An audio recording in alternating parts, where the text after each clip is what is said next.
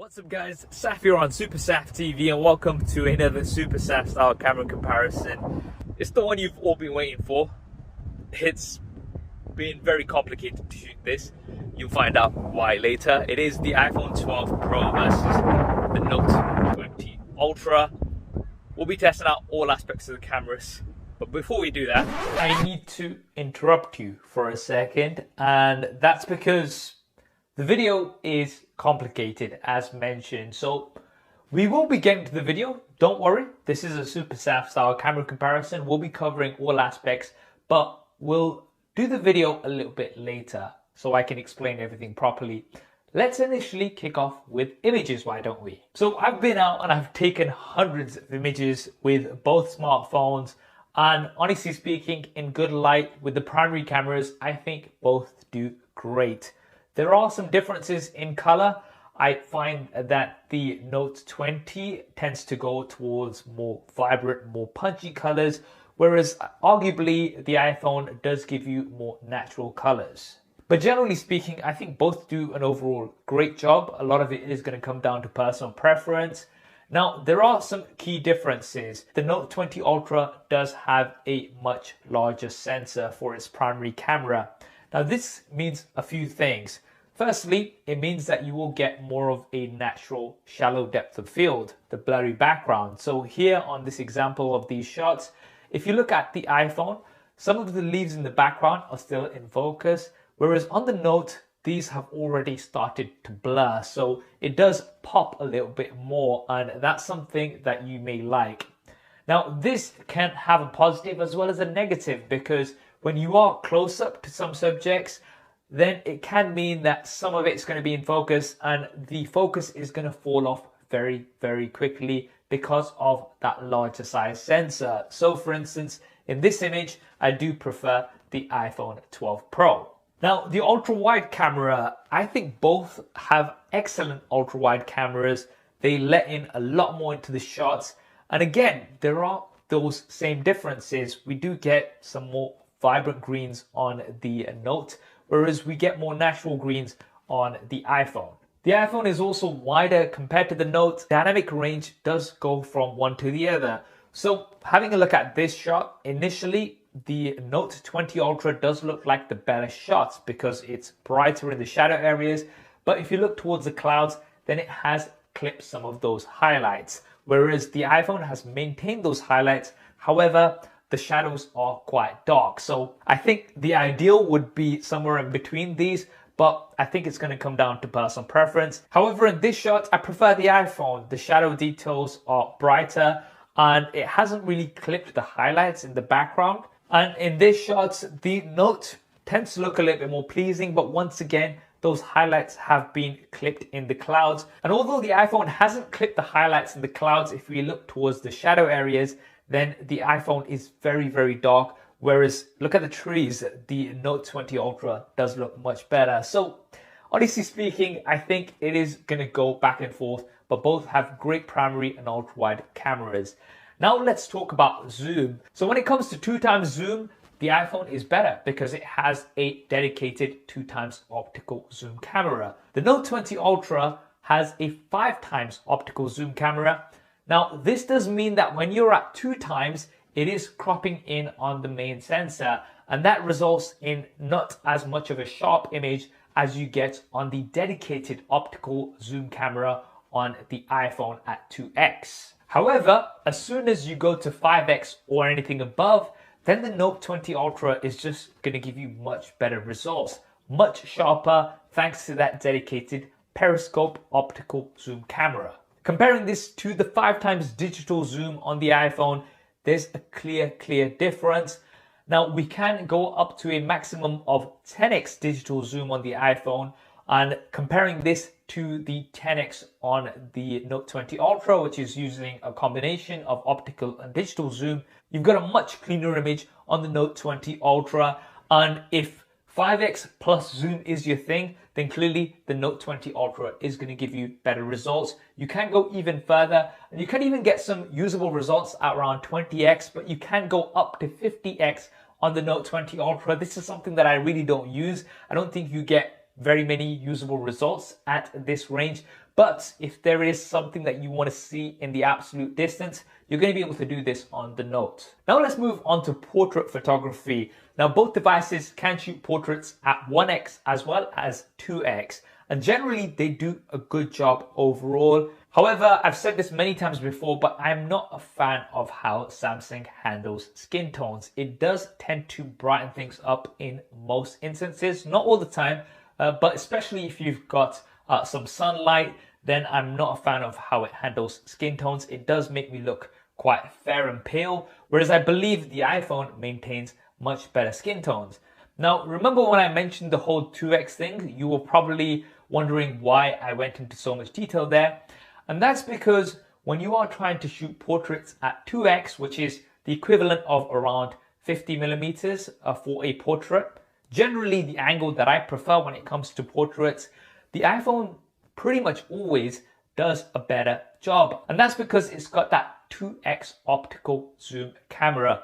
On the Note 20 Ultra, there is no 2x optical zoom camera, so it seems like the Note 20 Ultra is actually cropping into the primary sensor to give you the 2x portrait, which, as you can see, appears very, very soft. And this time it's actually done a very bad job in terms of my skin tones. Edges, however, are very, very good on both. And generally speaking, I think it was pretty much a draw when it came to edges overall. Sometimes they were really good, and there were certain instances where both of them also did fail. And here's another example of a portrait with 1x. Both are doing very good. The Note, again, with those skin tones, I'm not a fan of. And if we go in 2x, then skin tones are much better on the iPhone, in my opinion, compared to that of the Note 20 Ultra. Now, the interesting new thing on the iPhone is that we have a LiDAR sensor, and this enables low light portraits. Now, there is a bit of a catch, which Apple didn't really mention in their keynote, and that is that night mode only works on portraits at 1x, not 2x. So here's an example taken in low light, and you can clearly see that the iPhone is doing much better. We've got a much sharper image. Colors have been maintained a lot better. On the Note 20 Ultra, I am looking like a ghost. And although the Note 20 Ultra does have a laser autofocus sensor, this doesn't seem to be used for depth information, whereas the LiDAR scanner on the iPhone does. Now, just for an example, here is a 2x portrait at low light, and as you can see, these are no way as good as the 1x. Now, this is kind of understandable because the optical zoom camera does not have as much of a wide aperture as the primary camera on the iPhone, and when you do have a wider aperture, you can capture in much more light. And on the Note, because it is using the primary camera and cropping in, although it is a softer image, it does appear to be brighter. Now here's another example of a low light portrait with the primary camera. Again, it is night and day. I really do like that we've got low light portraits on the iPhone. They do seem to work very, very well overall. Now, edges are not absolutely perfect, but generally speaking, I do think on the iPhone, you can get some excellent portraits in low light as well as in good light. Now let's look at some general low light images. And overall, I think both do a great job. Both have a night mode, so they do capture for a few seconds and give you much better low light images. Now, generally, I did find myself leaning towards the Note. So having a look at this image, both are doing a good job, but if you do look towards the trees in the background, the Note has maintained more detail in those trees compared to the iPhone, and the image just seems a tad sharper. Here's another low light image example, and one thing you will notice is that the iPhone tends to lean towards more warmer tones in low light, whereas the Note 20 Ultra leans towards more cooler tones. Here I think both are doing a pretty good job overall. Now this image, it's an easy one for me. The Note 20 Ultra doing a better overall job, especially of exposing the highlights correctly. It's not blown them out like the iPhone has here when you look at the sign and the lights coming from the showroom. And for this indoor shot, it is a bit of a draw, but once again, you do notice the warmer tones on the iPhone, whereas you've got the cooler tones on the Note 20 Ultra. Now, I do want to mention straight away that one of the reasons for this may be because we do have a larger sensor size on the Note 20 Ultra, which does allow for more light to get in. Now, ideally, I'd want to be doing this camera comparison of the Note 20 Ultra versus the iPhone 12 Pro Max. And don't worry, that is going to be in the works as soon as the iPhone 12 Pro Max is out. So if you want to see that, then be sure to subscribe and hit that bell icon. However, currently the biggest demand on the channel has been to compare the iPhone 12 Pro for now to the Note 20 Ultra to kind of give us a preview of what the iPhone 12 Pro Max will be like. That does have a larger size sensor, so should perform better in low light. Now, having said that, I don't think that the iPhone 12 Pro is bad in low light by any means. I just think the Note 20 Ultra is edging it out slightly. Now, one of the new features that we've got on the iPhone 12 Pro Max, which I'm super glad for, it wasn't there for the iPhone 11 Pro and 11 Pro Max, is the ability to have night mode for the ultra wide camera. This was something that was definitely missing, and it does a much better job compared to if you did not have it. However, I still do prefer the low light images from the ultra wide camera on the Note 20 Ultra. In this example, if you look towards the trees, then the Note 20 Ultra has maintained more detail, whereas they are a little bit blurry on the iPhone. On this example, once again, if we look at the trees, then you can see that we've got much sharper details on the Note 20 Ultra, whereas they are starting to get quite blurry on the iPhone. And final example here, the highlights, once again, the Note 20 Ultra has more evenly exposed those, not just brightened everything up. And if we look towards those trees, then the Note 20 Ultra, again, sharper compared to the iPhone. Now let's look at some selfies. Now, one thing that I did notice straight away is dynamic range on the new iPhone is crazy when it comes to selfies. It does such a good job of pulling up the details in the shadows as well as maintaining those highlights. And here is a perfect example. Might look a little bit artificial to some. The Note 20 Ultra is actually doing a better job in terms of maintaining the true color of my jacket and my t-shirt, which are black. These are looking more towards the blue side on the iPhone, however. Now, both devices, you can have a wider selfie mode, and this allows you to capture much more into your images.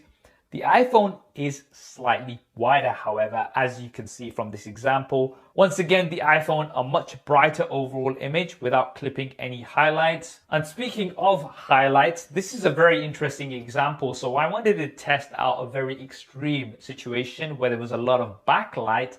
And here, I do think the iPhone is doing better. Now, in the Note 20 Ultra's defense, if we look at the background, it's actually tried to maintain the highlights.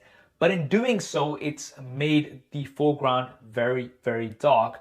The iPhone has kind of seen that there's a face and it's brightened things up at the expense of a few clipped highlights in the background. But I think in situations like this, to get a usable selfie, you don't necessarily want to be a silhouette. You do want the priority to be the face for exposure, not the background.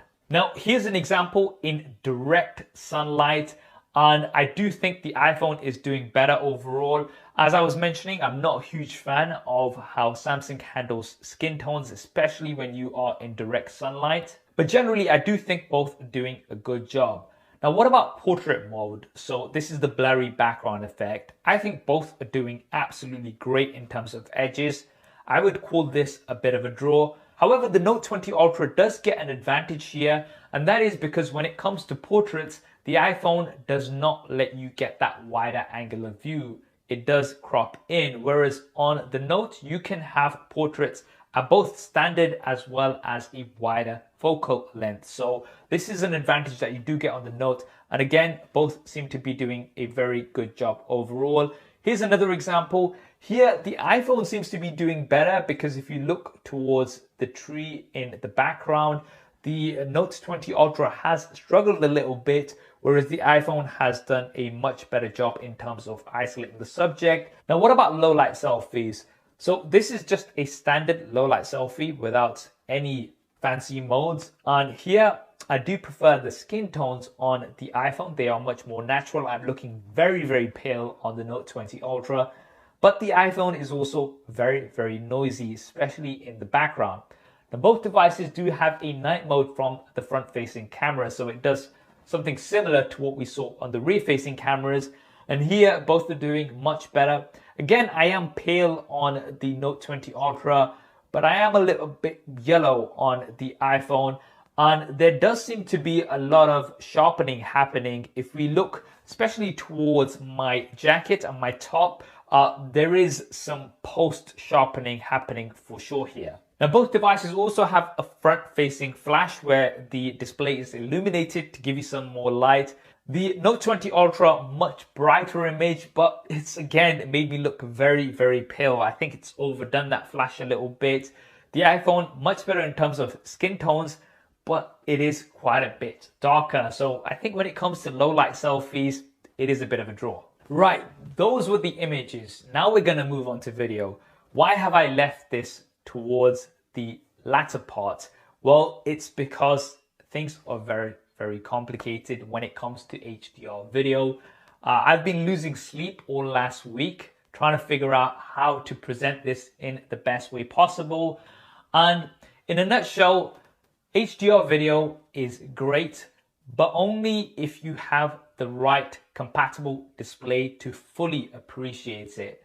Now, when I'm making a camera comparison that's going to be viewed by hundreds of thousands, if not millions of people, God willing, who are going to be watching on thousands of different displays, this makes my life very, very difficult. And as I said, I've spent pretty much the most part of last week just trying to figure out how to present this, and I think I've found the best way possible. So both devices can film in 4K HDR, and they look great on the respective displays. However, when you do bring them into, say, an editing program, then things kind of go haywire.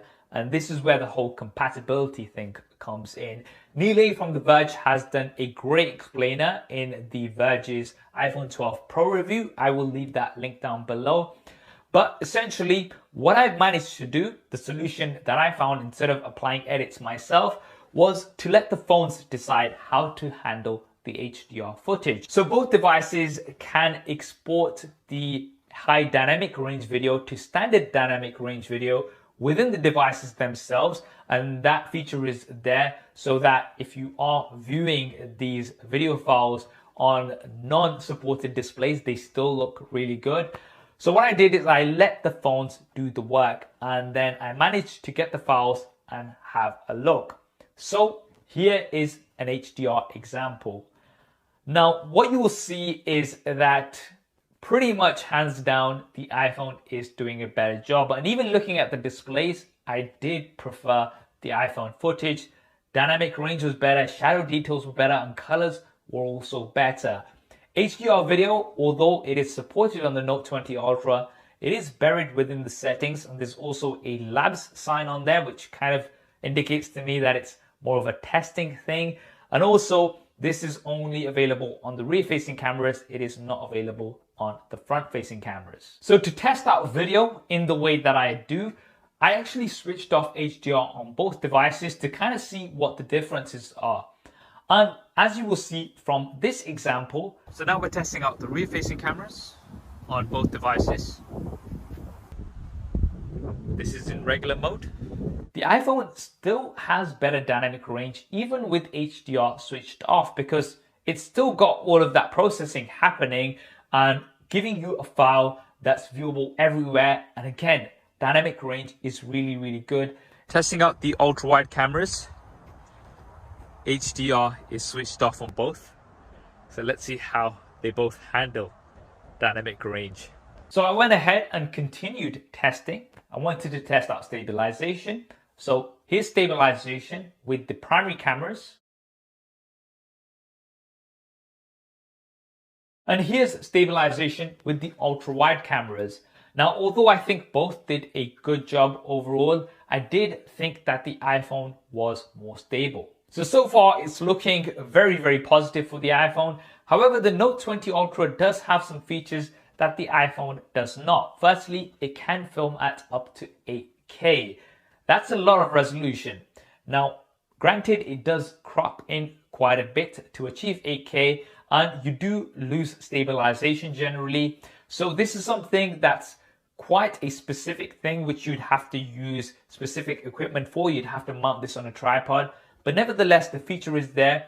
The Note 20 Ultra also has a Pro video mode, which is really great if you want to dial in settings and get a particular look. This is something that's not available as default on the iPhone 12 Pro. Yes, you can get third-party apps such as Filmic Pro, but it's something that's not available natively. Now, when it comes to autofocus, I think both are really, really good. They do a great job, as you can see from these examples here.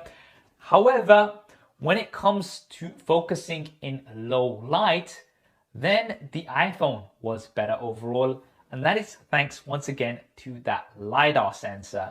Now, again, I want to mention that there is a laser autofocus sensor on the Note 20 Ultra, but it just does not seem to do as much of a good job as the iPhone. Now, what about low light video? Well, here's an example. And for this low light test, let's take a look in the clouds. See what the noise levels are like, and we're just gonna walk a little bit as well in low light. See what things are like.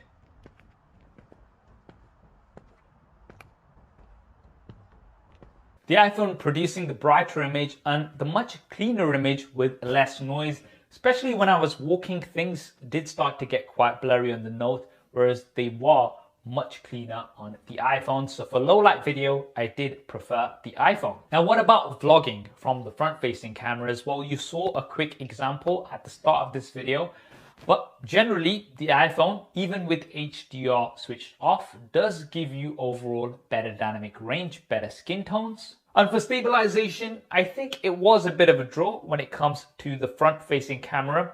I did lean a little bit more towards the iPhone, however. Now, both devices can film at up to 60 frames a second.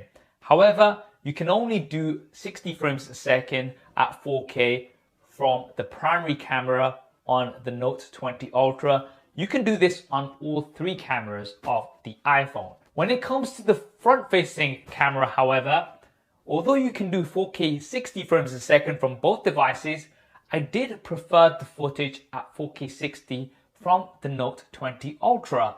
It seems like when the iPhone 12 Pro goes to 4K 60 frames a second from the front-facing camera, dynamic range really does suffer. Now, this is whether you've got HDR switched off or on. It just does blow out the highlights quite a bit compared to the Note 20 Ultra, which in my opinion did a much more balanced job. Now, why is that? I'm not sure. Maybe there's just a lot to process for the iPhone when you are doing 4K 60 from the front-facing camera. This was not the case when using the rear-facing cameras. And what about slow motion? Well, the Note 20 Ultra, you can film super slow motion, which does give you even slower slow motion compared to the iPhone. But the iPhone can film slow motion from all the cameras. And this is something that I really like about the iPhone. The overall consistency generally across the cameras. If one camera can do it, then the others can too. For audio, I think it was very close. I think both record great quality audio. I'll let you go back and have a listen to a few of those clips. So that was the video. And in conclusion, I think overall, I would pick the iPhone for video. I just think it gives you much more of a consistent experience across all of the cameras. Although the Note 20 Ultra does have a couple of advantages, such as the 8K video, the Pro video, as well as the better video at 4K 60 frames a second from the front-facing cameras. Now, images, if we recap in terms of my conclusions, I do think when it comes to the primary camera and the ultra-wide camera, both are absolutely great and it does go back and forth. I don't think you can go wrong with either of these. When it comes to zoom, the iPhone does better at 2x. Anything above 5x is clearly the Note 20 Ultra. Portraits I did prefer overall on the iPhone thanks to that dedicated 2x zoom camera, whereas the Note 20 Ultra seems to crop in on the main sensor. And also for low light portraits, having that featured here with the LiDAR sensor on the iPhone does produce overall better low light portraits. However, when it comes to general low light images, I did prefer the Note 20 Ultra, both for the ultra wide camera as well as for the primary camera. Now, as mentioned, I believe the primary camera might be thanks to that larger size sensor, and the real comparison is going to be in a few weeks time when the iPhone 12 Pro Max is out. If you want to see that camera comparison first, then you guys know what to do. You need to subscribe and make sure you hit that bell icon so you don't miss it. What do you guys think? Do drop me a comment below and let me know your thoughts. I think both cameras are great overall, with advantages and disadvantages here and there. I really hope you enjoyed this video and found it useful. It has literally taken me well over a week to put this together, and I've tried to cover as much detail as possible. If you did enjoy it, then a thumbs up would be appreciated. And if you want to see lots more images from lots of different devices, then do give me a follow on Instagram. I'm at SuperSaf. Thanks for watching. This is Saf on SuperSaf TV, and I'll see you next time. And I really need to sleep.